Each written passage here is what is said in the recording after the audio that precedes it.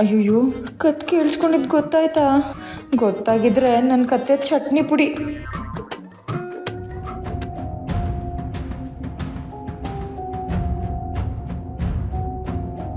ಒಪ್ಕೊಂಡ್ರು ಒಪ್ಕೊಳ್ದೇ ಇದ್ರು ನೀನು ಈ ಮನೆ ಸೊಸೆ, ಅದು ನಿನ್ನ ತಲೆಯಲ್ಲಿರಲಿ.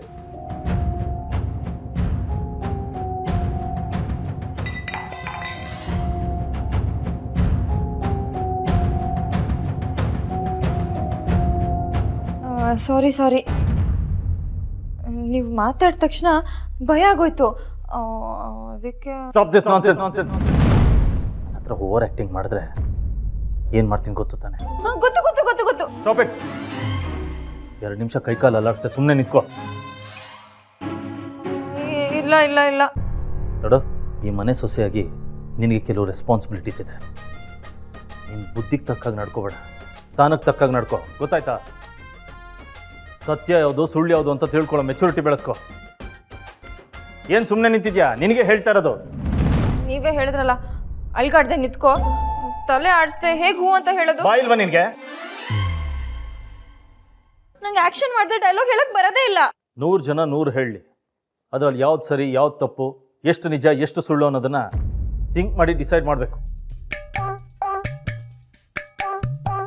ದೇವ್ ನಂಗೆಲ್ಲ ಹೇಳ್ಬಿಟ್ಟಿದ್ದಾನೆ ಅಂತ ಅವ್ನ ಮಾತು ಕೇಳ್ಬಿಡ ಅಂತ ಇಂಡೈರೆಕ್ಟಾಗಿ ಹೇಳ್ತಿದ್ದಾನೆ. ಆ ಸುಬ್ಲಕ್ಷ್ಮಿ ಸಂಸಾರದಲ್ಲಿ ಗುರುಮೂರ್ತಿ ಡವ್ವು ಶನಾಯ ಗುರುಮೂರ್ತಿ ಬ್ರೈನ್ ವಾಶ್ ಮಾಡ್ತಾಳಲ್ಲ, ಆ ಥರ ನನ್ನ ಬ್ರೈನ್ ವಾಶ್ ಮಾಡಕ್ಕೆ ಬಂದಿದ್ದಾನೆ. ಬಟ್ ನಾನು ನಂಬಿಡ್ತೀನಾ? ನನ್ನ ಪತ್ತೇದಾರಿ ಪ್ರತಿಭಾಕ್ಕಿಂತ ಒಂದು ಕೈ ಮೇಲೆ. ಇವ್ರು ಮಾತ್ರ ಸುಮ್ಮನೆ ಬಿಡಲ್ಲ. ಅರ್ಥ ಆಯ್ತಾ?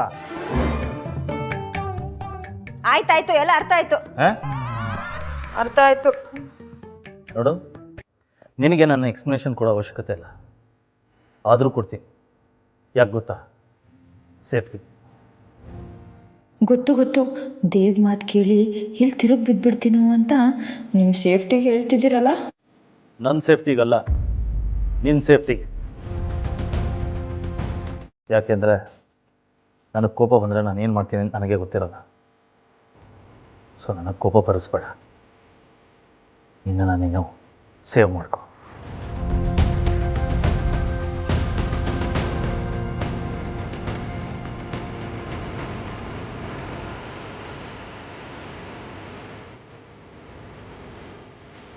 ಹೇಳಿದ ಮಾತು ಕೇಳಿ ಎಲ್ಲಿ ಇವ್ರ ವಿರುದ್ಧ ತಿರುಗಿ ಬಿದ್ಬಿಡ್ತೀನಿ ಅನ್ನೋ ಭಯಕ್ಕೆ ನನಗೆ ಬುದ್ಧಿ ಹೇಳಕ್ ಬರ್ತಿದ್ದಾರೆ. ಇವರು ಕೇಡಿ ಅಲ್ಲ, ಕೇಡಿ ನಂಬರ್ 1. ಈ ಕೇಡಿ ಕೈಗೆ ಬೇಡಿ ಹಾಕ್ಸ್ದೆ ದೊಡ್ಡ ತಪ್ಪು ಮಾಡಿಬಿಟ್ಟೆ ನಾನು. ಈಗೇನು ಮಾಡ್ತೀನಿ ನೋಡಿ.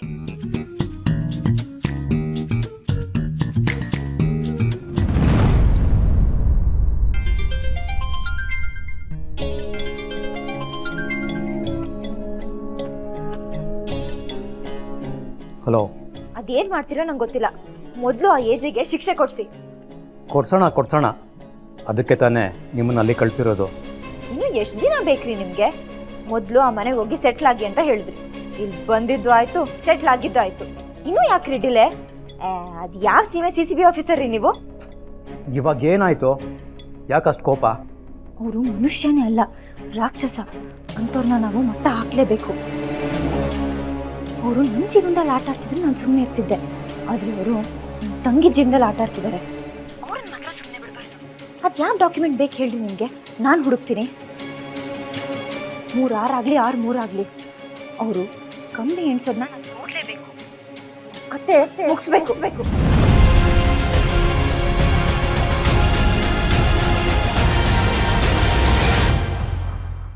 ಅಮ್ಮ, ಹೀಗೆಲ್ಲ ಮಾಡಬೇಕಾ? ಹೌದು ಕಂದ. ಆದರೆ ಇದರಿಂದ ದೇವ್ ಬೇಜಾರು ಮಾಡಿಕೊಂಡ್ರೆ?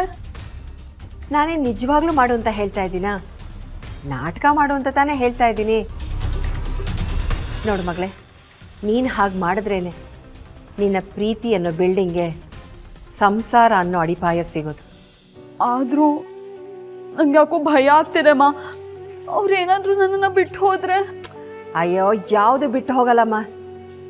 ಅವನ ಪ್ರೀತಿ ನಿಜನೇ ಆಗಿದ್ರೆ ಅವನು ನಿನ್ನ ಮಾತನ್ನು ಕೇಳ್ತಾನೆ. ನನ್ನ ಮಗಳು ಚೆನ್ನಾಗಿರಬೇಕು ಅನ್ನೋ ಒಂದೇ ಒಂದು ಕಾರಣಕ್ಕೆ ನಾನು ಆ ದೇವನ ಒಪ್ಕೊಂಡಿದ್ದೀನಿ. ನೀನೇನಾದರೂ ಅವನಿಗೆ ಸಲಿಗೆ ಕೊಟ್ಟರೆ ಅವನು ನಿನ್ನನ್ನು ಸದರ ಮಾಡ್ಕೊಂಡ್ಬಿಡ್ತಾನಷ್ಟೇ.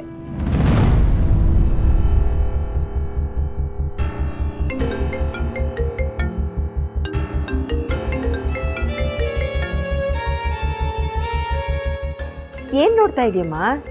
ಅವನದೇ ತಾನೇ ಫೋನು. ಕಟ್ ಮಾಡು. ಅಮ್ಮ, ಕಟ್ ಮಾಡಮ್ಮ.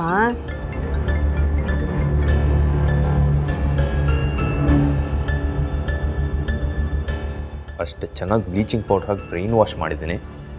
ಇವಳು ಯಾಕೆ ಇವಾಗಲೂ ಕಾಲ್ ಎತ್ತುತ್ತಾ ಇಲ್ಲ?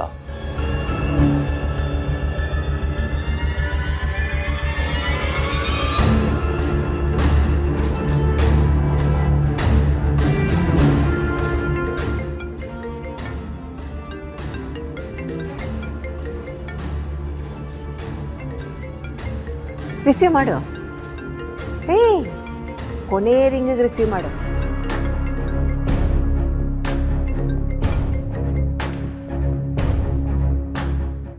ನಂಗೆ ಯಾಕೆ ಕಾಲ್ ಮಾಡ್ತಿದ್ದೀರಾ? ಏನಾಯ್ತು ಚುಕ್ಕಿ? ನೀನು ಯಾವಾಗ ಸಿಗ್ತೀಯಾ? ನಿನ್ನ ನೋಡ್ಬೇಕನ್ನಿಸ್ತಿದೆ. ಯಾರು ನೀವು? ನನ್ನನ್ನೇ ಯಾರು ಅಂತ ಕೇಳ್ತಾ ಇದೆಯಾ? ನಾನು ನಿನ್ನ ಲವರ್, ನಿನ್ನ ಮದುವೆ ಆಗ್ಬೇಕಾಗಿರೋ ಹುಡುಗ, ನಿನ್ನ ಗಂಡ ಆಗ್ಬೇಕಾಗಿರೋನು. ಆದರೆ ಇವಾಗ ನೀವು ನನ್ನ ಗಂಡ ಅಲ್ಲ, ನೀವು ಬೇರೆಯವ್ರ ಗಂಡ. ಮೊದಲು ನಿಮ್ಮ ಹೆಂಡತಿಯಿಂದ ಡಿವೋರ್ಸ್ ತೊಗೊಂಬನ್ನಿ. ಅಲ್ಲಿ ತನಕ ನಂಗೆ ಕಾಲ್ ಮಾಡಬೇಡಿ, ಮೀಟ್ ಮಾಡಬೇಡಿ. ಅವಳಿಗೆ ಡಿವೋರ್ಸ್ ಕೊಡ್ತೀನಿ ಅಂತ ಹೇಳಿದ್ದೀನಲ್ಲ ಚುಕ್ಕಿ. ಯಾಕೆ ಅನುಮಾನನ? ಇದು ಅನುಮಾನದ ಪ್ರಶ್ನೆ ಅಲ್ಲ, ಸೊಸೈಟಿನಲ್ಲಿ ನನ್ನ ಅಸ್ತಿತ್ವದ ಪ್ರಶ್ನೆ. ಮದುವೆ ಆಗಿರೋ ನಿಮ್ಮ ಜೊತೆ ನಾನು ಓಡಾಡಿದ್ರೆ ಜನ ನನ್ನನ್ನು ತಪ್ಪಾಗಿ ಕರೀತಾರೆ. ಅಂದ್ರೆ ನಿನಗೆ ನನ್ನ ಮೇಲೆ ಪ್ರೀತಿ ಇಲ್ವಾ? ತುಂಬ ಇದೆ. ಅದಕ್ಕೆ ಮದುವೆ ಆಗಿರೋ ನಿಮ್ಮನ್ನ ನಾನು ಮದುವೆ ಆಗ್ತೀನಿ ಅಂತ ಒಪ್ಕೊಂಡಿರೋದು. ಅದೇ ಥರ ನಿಮಗೂ ನನ್ನ ಮೇಲೆ ಪ್ರೀತಿ ಇದ್ದರೆ ಮೊದಲು ಅವರಿಂದ ಡಿವೋರ್ಸ್ ತಗೊಳ್ಳಿ, ಆಮೇಲೆ ನಮ್ಮ ಮನೆಗೆ ಬಂದು ಹೆಣ್ಣು ಕೇಳಿ. ಆಗಲೂ ನಮ್ಮಮ್ಮ ಒಪ್ಪಲಿಲ್ಲ ಅಂದರೆ ಬೇಕಾದ್ರೆ ಅವಾಗ ನಾನು ಮನೆ ಬಿಟ್ಟು ಓಡಿ ಬರ್ತೀನಿ. ಚುಕ್ಕಿ, ಇಲ್ಲ, ಹೆಂಡ್ತಿಗೆ ಡಿವೋರ್ಸ್ ಕೊಡೋವರೆಗೂ ನನಗೆ ಫೋನ್ ಮಾಡಬೇಡಿ, ನನ್ನನ್ನು ಮೀಟ್ ಮಾಡೋಕ್ಕೆ ಟ್ರೈ ಮಾಡಬೇಡಿ.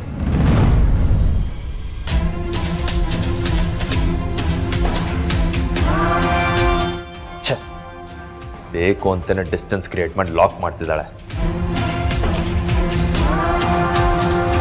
ನನ್ನ ಹತ್ರನೇ ನಾಟಕ ಆಡ್ತಿದ್ಯಾ ದೇವ್?